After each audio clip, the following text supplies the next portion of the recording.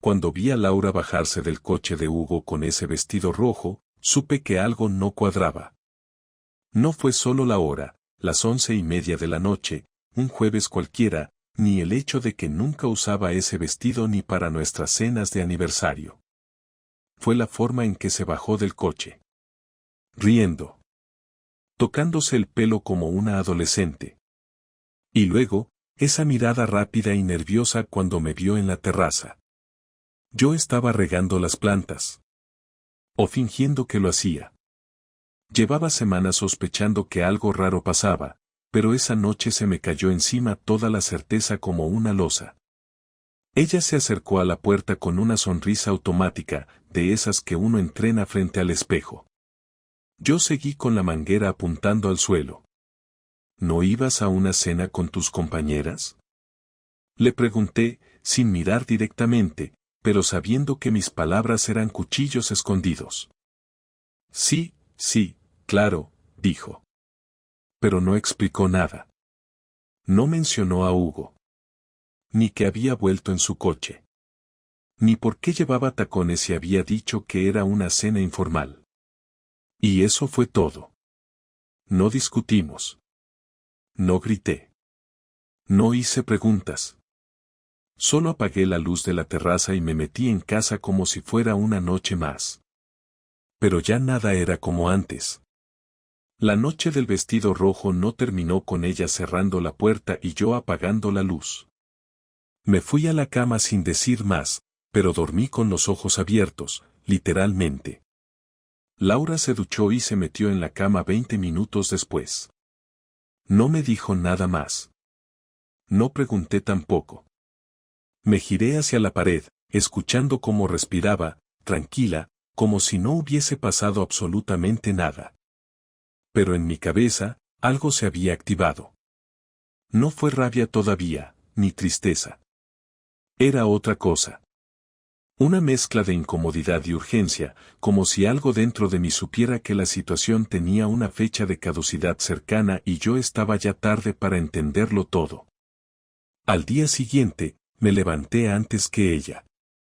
Preparé el café como siempre, dejé el suyo en la mesa, pero no me senté. En vez de eso, me fui directo al trabajo sin desayunar. No tenía hambre. Y no era por lo que había visto, era por lo que no sabía. Esa sensación de estar viviendo en una casa donde las paredes se están estrechando poco a poco sin que nadie lo note, salvo tú. En el trabajo no me concentré. Las tareas se amontonaban, pero no podía quitarme de la cabeza la imagen de Hugo, ese imbécil sonriente que solía venir a casa hace un año con su novia, una tal Clara, que luego se mudó a Bilbao. Nunca pensé que Hugo seguía en contacto con Laura, y lo que más me jodía no era que se hubiesen visto, sino que me hubiese mentido. La cena con las compañeras. ¿Qué compañeras? Laura tenía un grupo de profesoras con las que iba a cenar de vez en cuando, sí, pero esa noche había dicho que eran solo mujeres. Y Hugo, evidentemente, no era ninguna mujer. No hice nada impulsivo. No fui de esos tipos que entran en furia, que golpean cosas o que exigen explicaciones a gritos. Al contrario. Me puse a pensar en cómo podía averiguar la verdad sin armar un escándalo todavía. Tenía que tener algo claro antes de mover ficha. Esa noche, cuando ella llegó del trabajo, actué normal. Incluso le pregunté cómo le había ido el día. Ella dijo que todo bien, con esa sonrisa que ahora me parecía falsa. Me habló de un alumno que se había desmayado en clase, de cómo el jefe de estudios estaba de mal humor por no sé qué reunión. Yo asentía, la miraba, fingía estar interesado, pero estaba contando las veces que parpadeaba. 17 veces en menos de un minuto. Nerviosa. O mintiendo. O ambas. El fin de semana fingí tener que ir a revisar una instalación el sábado por la mañana. Me fui a las 8, pero no fui al trabajo. Di vueltas por la ciudad hasta las 11. Cuando volví, el coche de Hugo estaba en doble fila frente a mi edificio. No me vio. Estaba dentro del coche, mirando el móvil. Apagué el motor, dejé mi coche 3 calles más abajo y volví andando. Me quedé esperando, observando desde lejos. A los 3 minutos, Laura salió del portal. Se acercó al coche de Hugo, entró por el lado del copiloto. Ni beso, ni abrazo, ni contacto físico, pero hablaban de forma muy cercana. Hugo arrancó, y yo tomé un taxi y lo seguí. Me sentía estúpido, pero no podía dejar pasar la oportunidad. Fueron a un centro comercial en las afueras. Estacionaron, bajaron, caminaron juntos por dentro. No se tocaban, pero ella le sonreía de una forma que no me sonreía a mí desde hacía meses. Pasaron por una tienda de ropa, luego a una librería. Ella le enseñó algo en su móvil y los dos se rieron. Como si estuvieran en una primera cita. Como si todo lo demás no existiera. Me senté en una cafetería desde donde podía verlos. Pedí un café que no tomé. No necesitaba pruebas físicas, fotos, vídeos. Ya estaba todo claro. Estaba pasando algo, y llevaba tiempo ocurriendo. No era una aventura de una noche. No era un error. Volvieron al coche 1 hora y media después. La llevé de nuevo hasta casa con la mirada, sin que me viera. Cuando entró al portal, yo ya estaba en mi coche, camino a cualquier parte donde pudiera respirar sin tragarme esa mezcla de rabia y resignación. Me detuve en un mirador que usábamos cuando empezábamos a salir, donde íbamos a hablar de la vida y de lo que queríamos ser cuando todo esto recién comenzaba. Me quedé 1 hora allí, sin música, sin el móvil. Solo pensando. No tenía el corazón roto, todavía no. Pero estaba empezando a aceptar que todo lo que creía estable ya no lo era. Volví a casa como si nada. Ella ya estaba en la cocina preparando la cena. Pasta con salsa de champiñones. Me ofrecía poner la mesa. Nos sentamos, comimos, conversamos del tiempo. Aparentemente éramos una pareja más. Pero solo uno de los dos sabía que eso se estaba desmoronando. Pasaron 3 días después de haberla seguido, 3 días en los que no dormí más de 2 horas por noche, 3 días en los que Laura hablaba como si nada y yo respondía con frases cortas mientras mi cabeza repasaba cada gesto suyo con la intención de encontrar alguna grieta que me indicara que ella sabía que yo sabía. Pero no la había. Su actuación era perfecta. Me saludaba por las mañanas con un beso rápido en la mejilla, me preguntaba si quería café, se reía con la tele encendida mientras cenábamos, e incluso una noche intentó tener sexo conmigo. Me negué con una excusa barata sobre cansancio, y ella no insistió. Ahí supe que ni siquiera le importaba. La Laura que conocía no existía más, si alguna vez fue real. El viernes por la noche, ya no pude más. Llegué a casa a las 9, después de quedarme 1 hora extra en el coche escuchando cualquier cosa que sonara a distracción, y cuando entré ella estaba en pijama, sentada en el sofá, con las piernas cruzadas y el portátil sobre el regazo. Me miró como si no hubiera nada extraño entre nosotros, como si el mundo siguiera igual.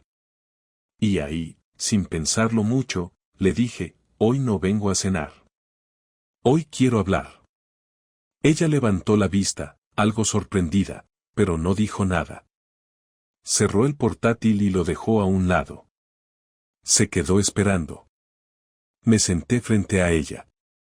No sabía por dónde empezar, pero tampoco quería adornarlo. Le dije que el sábado anterior la vi con Hugo. Que vi cómo se subía a su coche. Que lo seguí. Que los observé en el centro comercial. Que no había duda, que ella estaba en algo con él. Que no me hiciera perder tiempo con excusas. Laura se quedó en silencio, luego frunció el ceño, cruzó los brazos y me dijo con voz baja que no tenía por qué espiarla. Que lo que había hecho era una invasión. Que yo estaba paranoico.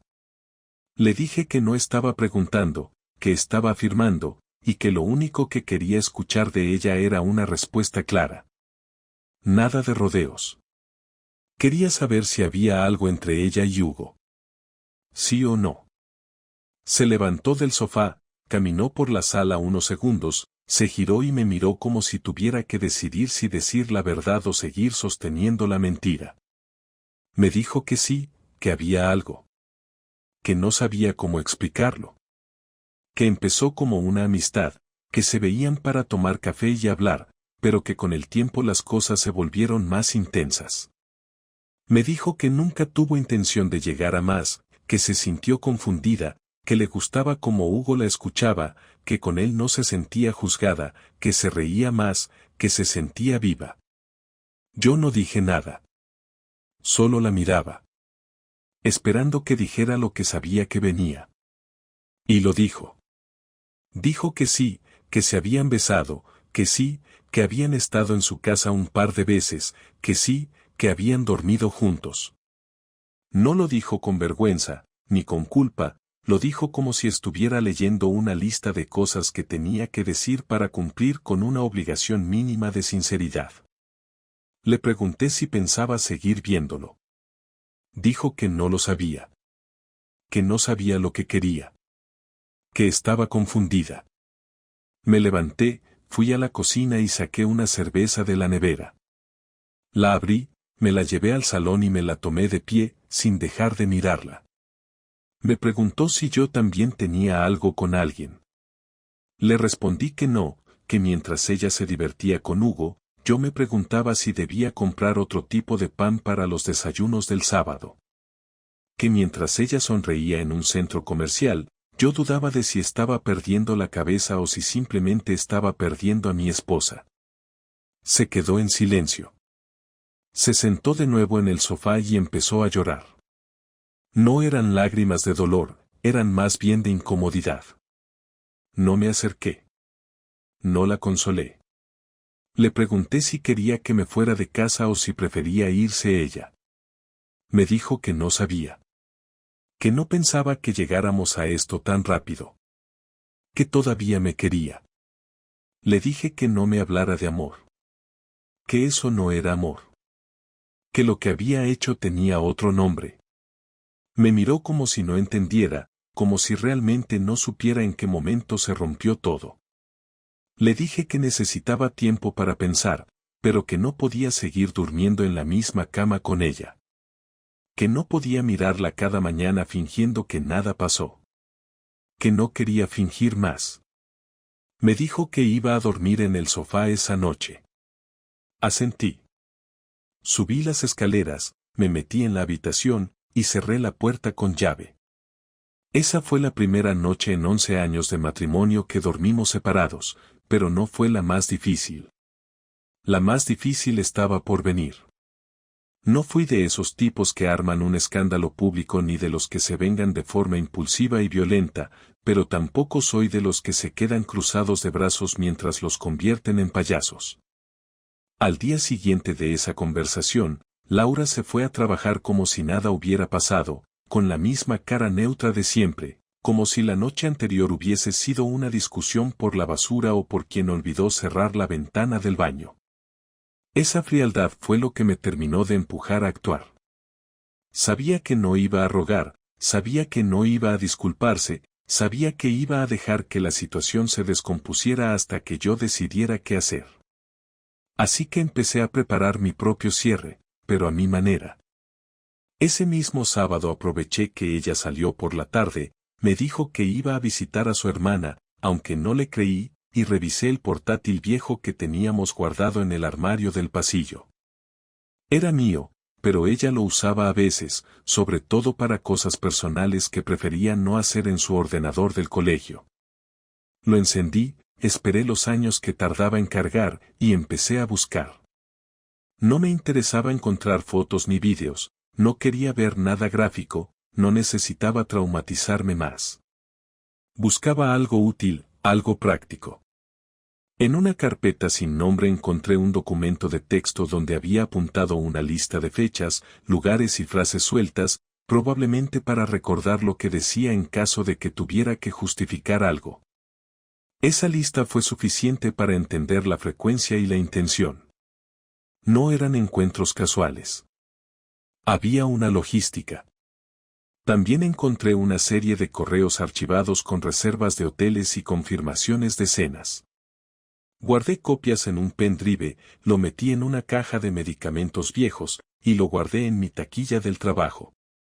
Después de eso, contacté con un amigo, Nacho, que trabajaba en la gestoría donde habíamos hecho la declaración de la renta hace años. Le pedí ayuda para revisar el estado legal de nuestros bienes. No le conté los detalles, pero él captó la seriedad del asunto y me dio todo el detalle que necesitaba sobre la vivienda, las cuentas conjuntas y las implicaciones si decidía iniciar un proceso de separación. Esa misma noche, mientras Laura veía una serie en el salón como si nada estuviera ocurriendo, yo ya tenía claro cómo iba a actuar. El lunes por la mañana fui a trabajar como siempre, pero a mediodía me acerqué a una papelería, imprimí copias de las reservas y de la lista del portátil, junto con un resumen de mis movimientos bancarios de los últimos 6 meses, en los que se notaba claramente que yo cubría el 80% de los gastos de la casa. Llevé todo eso al despacho de una abogada que me recomendó mi compañero de trabajo. Me escuchó sin interrumpir, revisó los documentos y me explicó con detalle cómo avanzar si quería iniciar el trámite de divorcio. Me dijo que con la documentación y la situación, tenía ventaja para reclamar el uso del domicilio y que probablemente no tendría que pagar ninguna pensión, ni siquiera la parte de la hipoteca, si demostraba que ella tenía un ingreso suficiente y que hubo infidelidad. Me fui de ahí con una mezcla de alivio y ansiedad, pero con una idea clara en la cabeza: no me iba a ir de casa. Ella sería la que tendría que marcharse. Esa noche preparé el escenario. Me tomé el trabajo de reunir una caja con sus cosas más personales, las que sabía que ella no quería que nadie tocara, las fotos de su familia, unos diarios viejos, una caja con cartas que tenía guardada en el armario. Coloqué todo eso en el salón, junto con una copia del contrato de separación que la abogada había preparado en borrador. Me senté en la mesa del comedor a esperar. Laura llegó pasadas las 10. Llevaba el abrigo de siempre, pero los tacones no eran los que usaba para ir al colegio. Me miró, vio la caja, luego los papeles, y por fin me miró a la cara.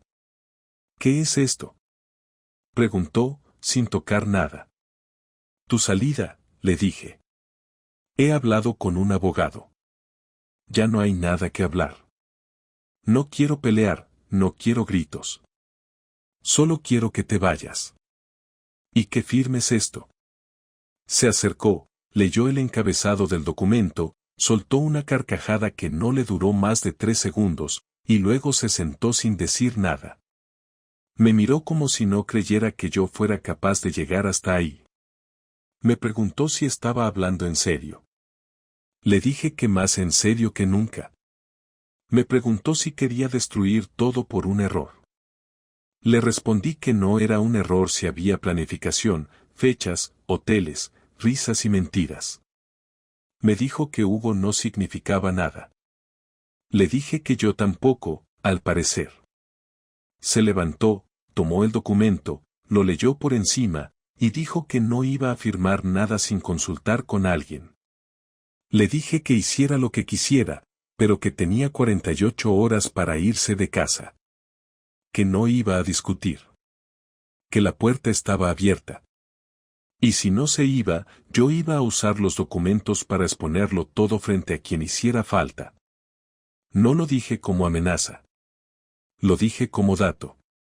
Como una opción que me guardaba si ella decidía desafiarme. Subí a dormir. No escuché si lloró, si llamó a alguien, si rompió algo. Solo sé que al día siguiente, cuando bajé, la caja no estaba, y tampoco ella. Pasaron 5 días sin que supiera nada de Laura. No me llamó, no escribió, no intentó aparecerse en casa, ni siquiera envió a alguien más a buscar el resto de sus cosas. Yo tampoco hice nada por contactarla. No era un juego de orgullo, era que sinceramente no tenía nada más que decirle. Había agotado todas las palabras posibles, las que se dicen con rabia, con decepción, con incredulidad.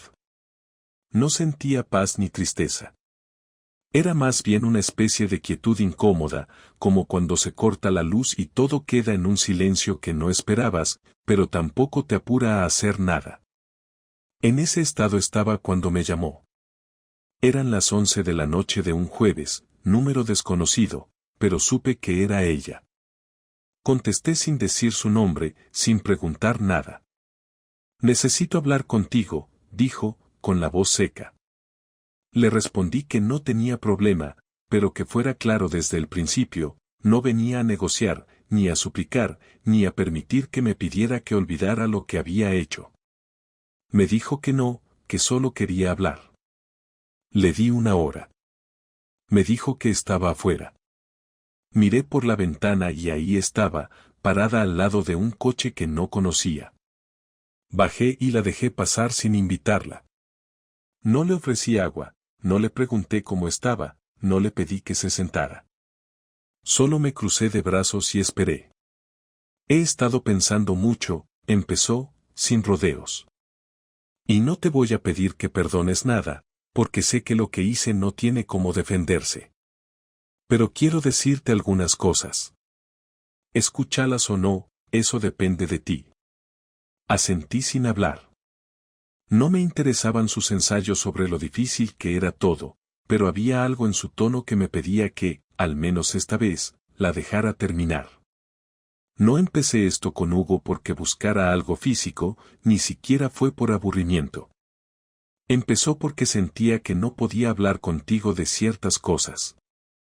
Que cada vez que intentaba decirte cómo me sentía, tú respondías con soluciones, con lógica, con consejos. Pero nunca con silencio o con paciencia. No respondí. No iba a entrar en ese terreno. No iba a permitir que reinterpretara nuestra relación como si hubiera sido un error desde el principio. Ella siguió. Con Hugo hablaba de cosas sin importancia, cosas que contigo ya no podía. Al principio era eso, solo hablar, pero luego me di cuenta de que me gustaba lo que él veía en mí. Sentía que me volvía otra persona con él. Que dejaba de ser solo la profesora, la esposa, la que organiza las cenas familiares. No sé en qué momento se volvió físico. No lo planeé. No fue algo que pensé como un daño directo hacia ti, pero reconozco que te lo hice. Esperé unos segundos antes de contestar. No porque estuviera procesando lo que decía, sino porque quería elegir bien mis palabras. No para herir, sino para dejar claro que todo lo que estaba diciendo llegaba tarde. Tú lo viviste como un escape, como una válvula. Yo lo viví como una traición. Y no hay forma de que esas dos visiones se reconcilien.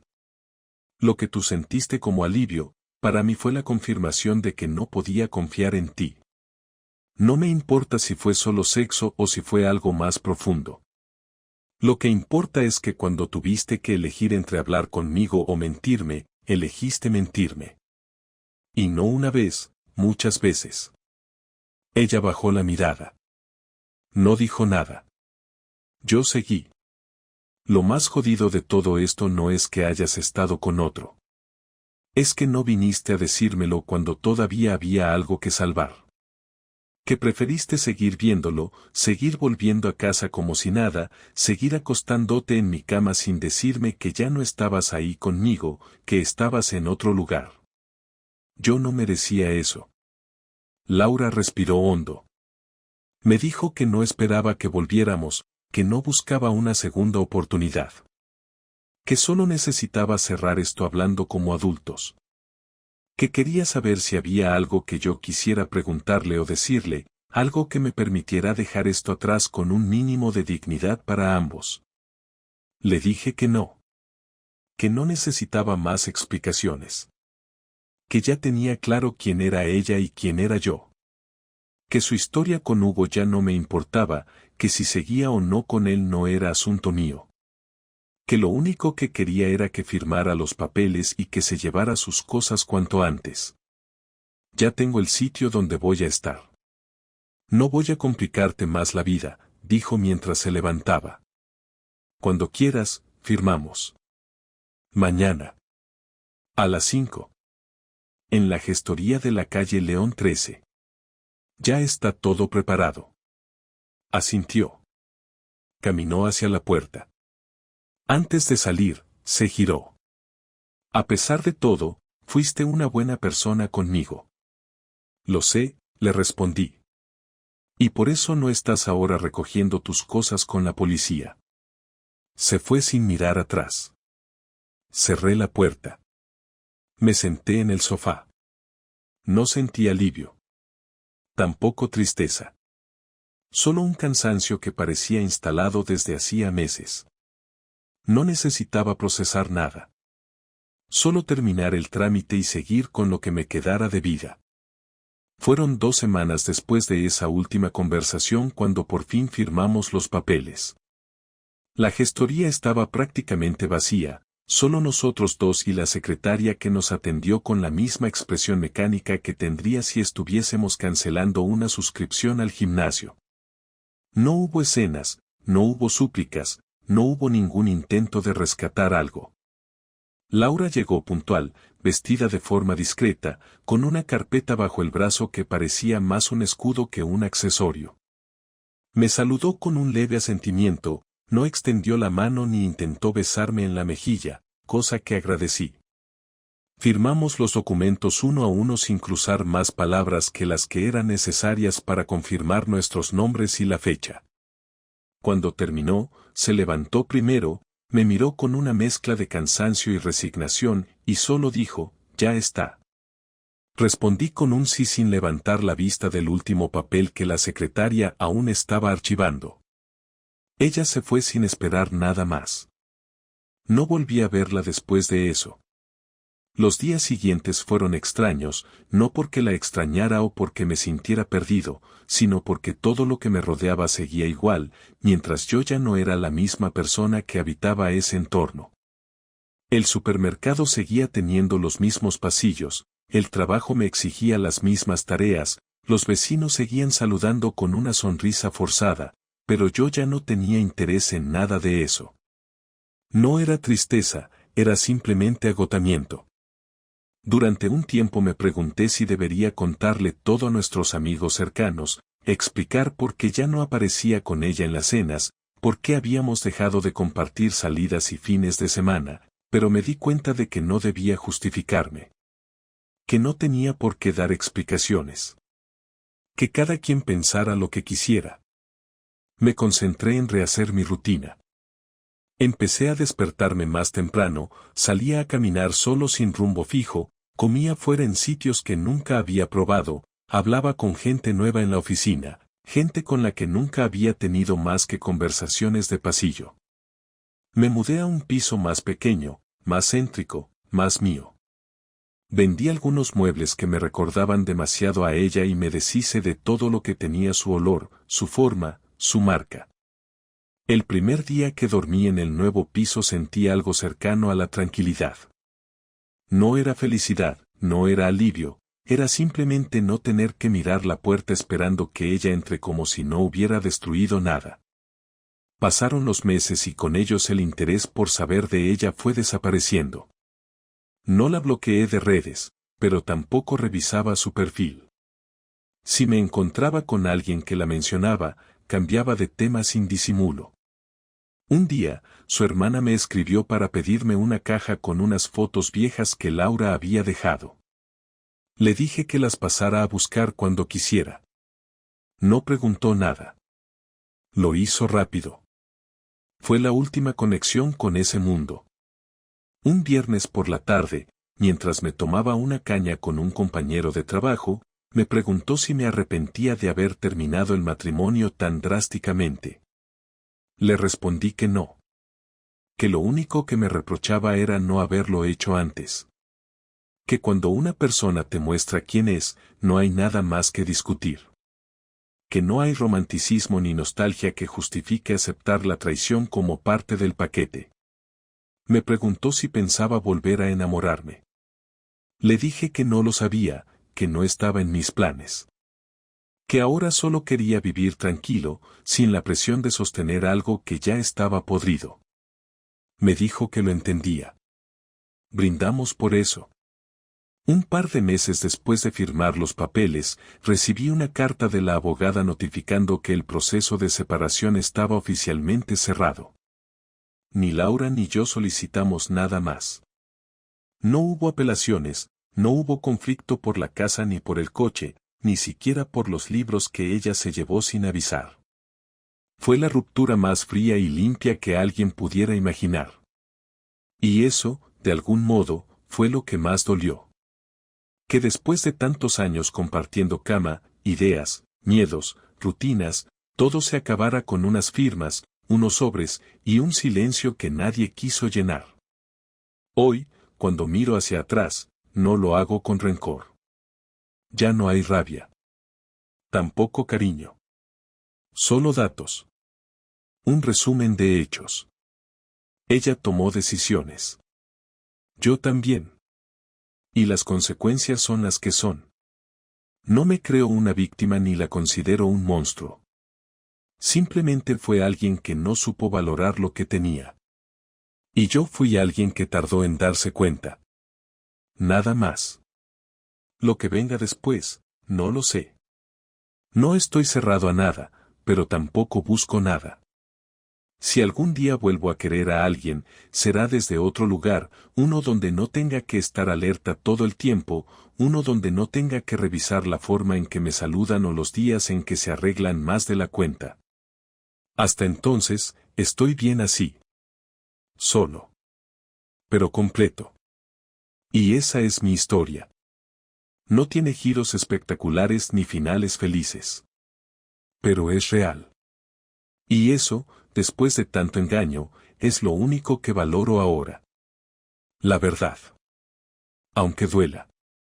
Aunque sea tarde. Aunque llegue cuando ya no hay nada que salvar.